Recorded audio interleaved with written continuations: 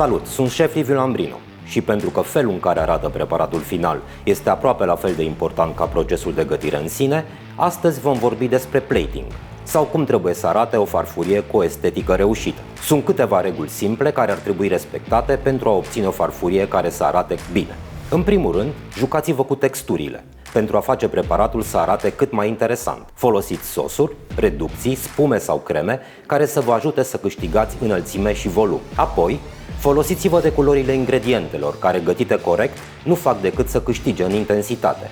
Fie că alegeți varianta de culori contrastante sau cea complementară, urmați-vă estetica și nu uitați că scopul final este de a stimula apetitul. Este foarte important să folosim garnituri și ornamente naturale, care nu doar arată bine, dar aduc și un plus farfuriei. Orice puneți acolo trebuie să fie comestibil.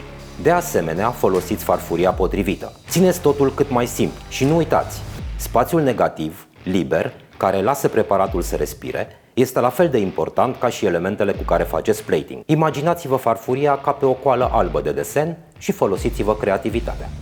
Urmând aceste reguli simple, puteți obține o farfurie cu o estetică specială. Desigur, este nevoie de ceva exercițiu, iar în urma acestuia rezultă multe farfurii murdare și ustensile folosite, partea mai puțin plăcută.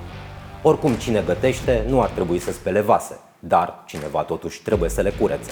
Electrolux s-a gândit și la asta. Gătește ceva până pe 15 august și încarcă pe pagina de Facebook Rate My Plating 2 fotografii. O fotografie cu preparatul tău pe o farfurie specială și a doua fotografie cu malderul de vase murdare și ustensile folosite.